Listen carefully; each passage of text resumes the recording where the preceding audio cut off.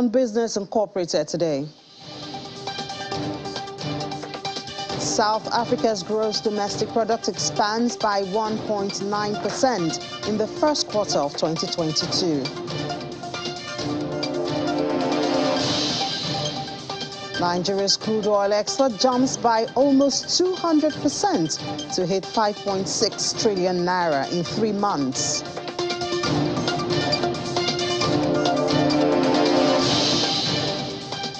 And Egypt's net international reserves drops in May to $35.5 billion. Hello and welcome to Business Incorporated on Channels Television. I'm Ini John Mekwa. Well, let's start as usual with major markets in Africa. And today, there was an even spread of sentiment at major equities market. For a second day, Nigeria's index was negative at intraday, though marginal. We do hope that just like yesterday, it recovers at the close of trade. South Africa's JSE had a deeper loss, almost 1.5% at intraday. Well, a bright day in Egypt as the EJX 30 was positive at intraday. It gained 0.25%, while Kenya's share index gained the same percentage at the close of trade yesterday. We move to the Middle East now, where it was more of negative sentiment in the markets at intraday. The United Arab Emirates, Abu Dhabi, was bullish. It was up 0.32%, while Dubai shed over 0.5%. In another region, Saudi Arabia's Tadawul lost over 1%, while the Qatari index was down 0.14%. Well, let's go to Europe now, find out in Germany, Berlin, to be specific. The 56th session of the subsidiary bodies is taking place from the 6th to the 16th of June 2022 at the World Convention Center in Germany. Well, we'll hear more about what the conversation is expected to be about and the outcome from Janelle Dumalon joining us from Berlin. Hi, Janelle. Good afternoon. Well, delegates are convening for a second day the Bonn Climate Change Summit in Germany. What's the latest in the conversations there? Well, just a bit of background. The Bonn Climate Change Summit is, of course, meant as a preparatory meeting ahead of the COP27 in Egypt in November. It's on for 10 days in total. And as you can kind of imagine, it's taking place under this very specific context of an ongoing war between Russia and Ukraine, disrupting energy supplies and leading to higher prices around the world. That's causing the climate agenda to be neglected a bit, especially as many countries scramble to diversify their energy suppliers and are doubling down on fossil fuels. Just to show you how present this issue is at the climate conference, delegates even walked out of a session as a Russian official was speaking.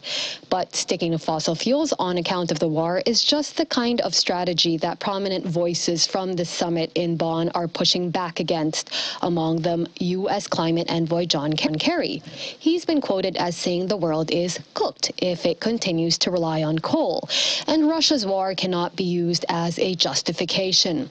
Suffice to say, the current geopolitical situation has further complicated efforts to get climate change under control.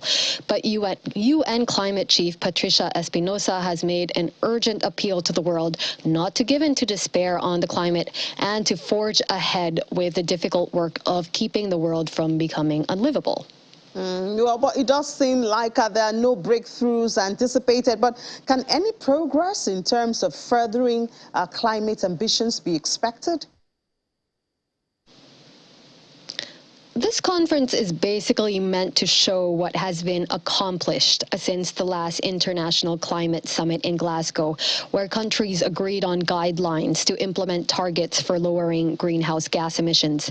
And for the next days, certain discussions are expected, like on setting goals for helping especially poor and developing countries financially to help them deal with climate change and lower emissions, and setting up a way to finance the rebuilding of communities that have been impacted by climate change. That's as Egypt has said that when it hosts the COP, it will focus on finance. Mostly, people will be looking at the summit in Bonn as an indicator of how well countries will be able to band together. There's also this argument that the war in Ukraine has shown just how much and how quickly money can be mobilized to come to Ukraine's aid.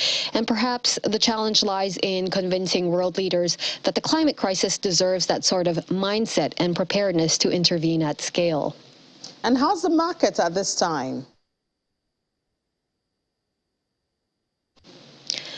Here in Germany, investors are reacting to industrial orders data, which fell more than expected in April. That is the third drop in a row. Orders for industrial goods in Europe's biggest economy fell by 2.7% on the month, in contrast to the 0.3% gain predicted by analysts. Now, this April follows a 4.2% decline in the previous month. The German Federal Statistics Office has said that the increased uncertainty caused by the Russian invasion of Ukraine continues to lead to weak demand, especially from abroad. Prolonged lockdowns in key market China, leading to a lack of key components, are also thought to have weighed down on these orders. That, against the backdrop of anxiety over tightened monetary policy expected from the European Central Bank later this week, has made for quite muted trading here today. All right, thank you so much, Janelle, and do enjoy the rest of your day. We move to UK now, where, the conversation there, apart from the Prime Minister, Boris Johnson, who dominated the news yesterday, is still back to the cost of living. We have Juliana joining us now. Juliana, good to speak with you again. Good afternoon. Well, we see that the price of petrol has increased by 0.6p in just 24 hours. Obviously, you can get good reactions from this at this time. Good afternoon, Innie. Yes, well, motoring associations are pretty giving a stark warning to Chancellor Rishi Sunak to intervene unless motorists are going to be facing a summer of fuel crisis, and that's what we've seen over the past couple of days.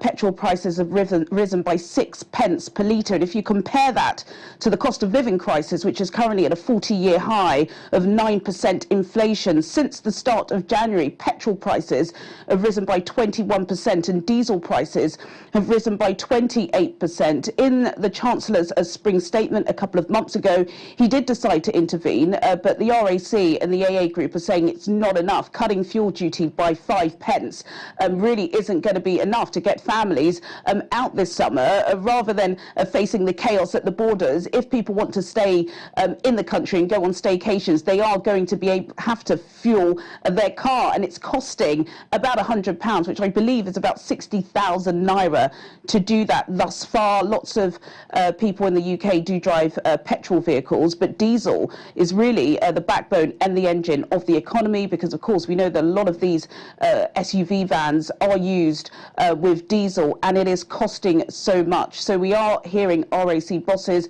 asking the government to intervene. They want there to be some sort of emergency budget. We did hear the Chancellor rule that out a couple of weeks ago, but because of the scandal that happened in Downing Street yesterday evening, we are expecting the Prime Minister to move forward with some of his pledges to try and get voters back on their side, and perhaps we will be seeing some sort of intervention by Chancellor Rishi Sunak in the coming days, because of course if you look at these prices, it's pretty alarming. Lots of people saying that they can't go to work, they're not able to drive their vehicles because it's just too expensive right now.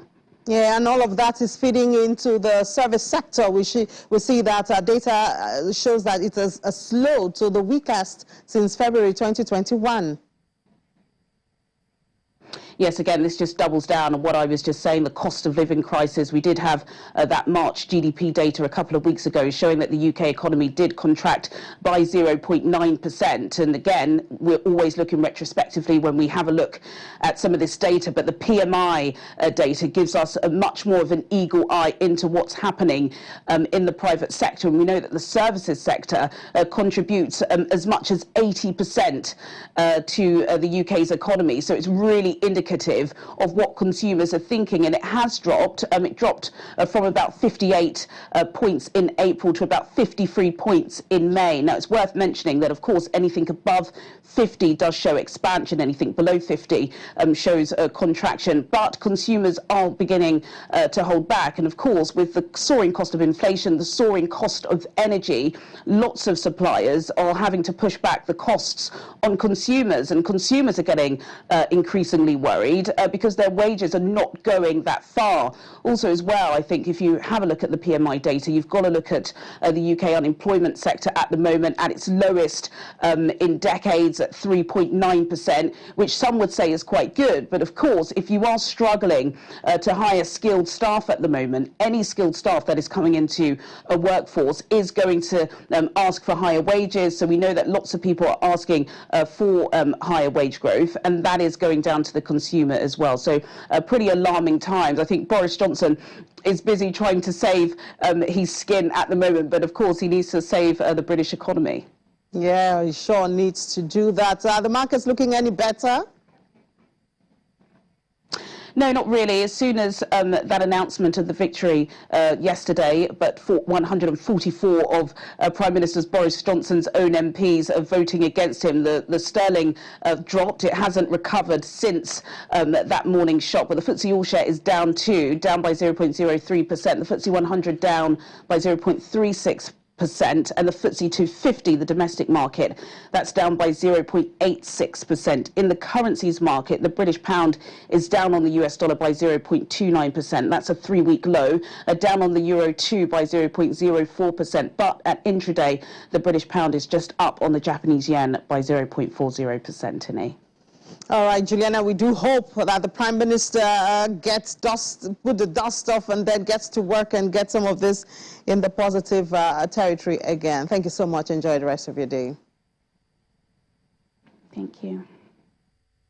Let's move to Asia now, where shares struggled for direction today as the Reserve Bank of Australia announced a larger than expected interest rate decision. Australia S&P AX 200 declined 1.53% to close at over 7,000, leading losses regionally as shares of major banks dropped. Commonwealth Bank of Australia shared 2.6%, Westpac slipped 2.13%, National Australia Bank slid to 3.25%, while Australia and New Zealand Banking Group shared 1.49%. In other markets, mainland Chinese stocks closed mixed, with the Shanghai Composite up 0.17% to 3,241.76, while the Shenzhen Component was mildly lower at almost 12,000. Hong Kong's Hang Seng Index slipped 0.38% as of its final hour of trading. In the United States, stock futures declined in early trading after a sleepy day of trading as investors await key inflation data, which is due to be out later on this week. Futures tied to the Dow Jones Industrial Average edged lower by 195 points. S&P 500 futures and Nasdaq 100 futures also fell 0.6% and 0.8% respectively. Target shares fell 4.8% after the retailer announced plans to work down excess inventory. The company said it will implement additional markdowns to products and cancel some orders. Target also lowered its operating margins guidance for the quarter. Investors are still following what's a lighter week in company earnings. James Smoker and United Natural Foods and Cracker Barrels are all stalled to report before the end of today. To the commodity space, and today we turn our eye to cowpea. You know it more as beans. It's a highly nutritive staple and a major source of protein. It is predominantly produced in Africa, of which Nigeria accounts for 48% of total Africa's production. In spite of this, you can tell that Nigeria still imports a whole lot. That's why we're having a discussion with Toyo Iwetan. He is an analyst with Financial Derivatives Company. Hi, Toyo. Good afternoon. Hi, good afternoon. Thank you for having me. So in spite of the fact that Nigeria accounts for about 48% of production of beans in Africa, Nigeria still imports about 500,000 tons of beans annually from other African countries, Niger, Cameroon, Burkina Faso, and it's all to meet local demand in spite of the fact that we are the giants. Why can't we produce for ourselves? Okay, so It's not like Nigeria has a production issue per se. We do produce enough to be able to cater for the economy as a whole. I mean, we produce about 34 million tons. However, the predominant issue is a storage issue, right? Now, for the storage issue, we experience a lot of post-harvest loss as a result of this pest.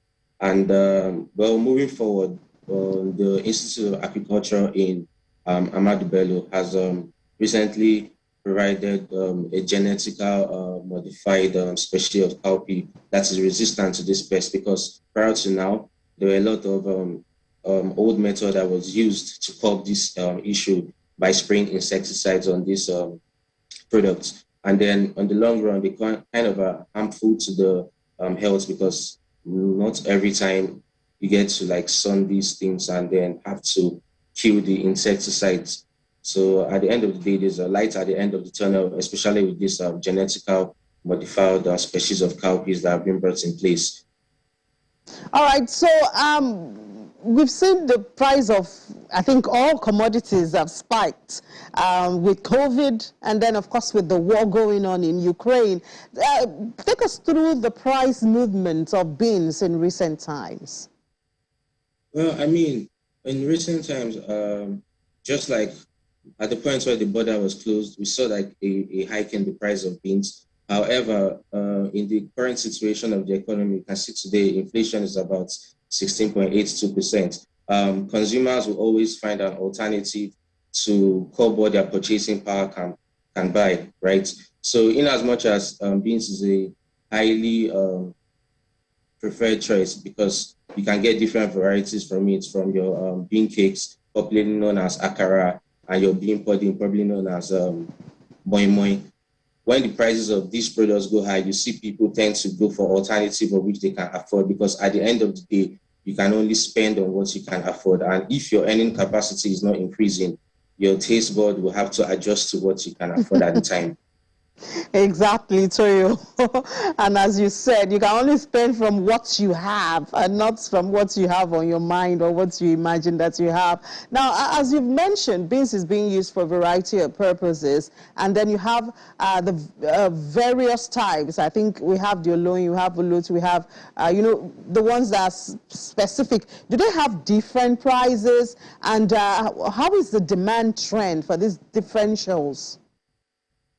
Oh yeah, so the demand, the prices of these different type of beans, right, is being driven by the demand.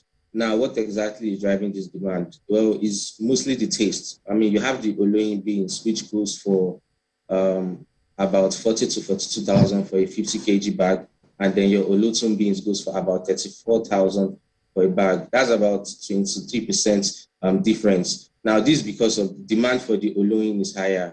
And then the question will be, what would make the demand for the oloyin higher than the olotun? In as much as they are both rich in proteins and the like, which would help boosting your immune system in this point in time where everybody is really health conscious, given that we're literally just coming out of a pandemic season.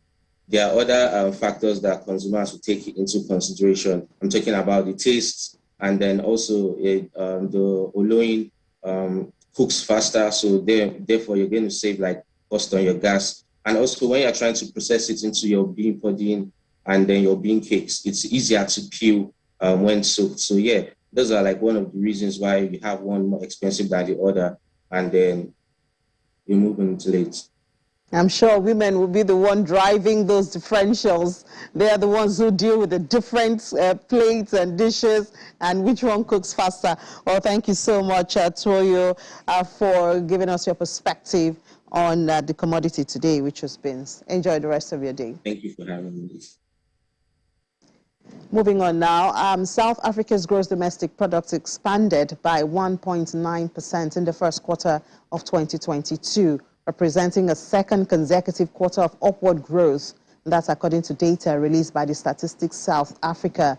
The manufacturing industry increased by 4.9%, trade, catering, and accommodation increased by 3.1%. Finance, real estate, and business services industry also increased by 1.7%, while the personal services industry increased by 1.1%, with all these industries contributing positively towards GDP growth. While speaking to Channels Television News, Statistician General of South Africa summarized the latest GDP figures and what drove the positive upward growth.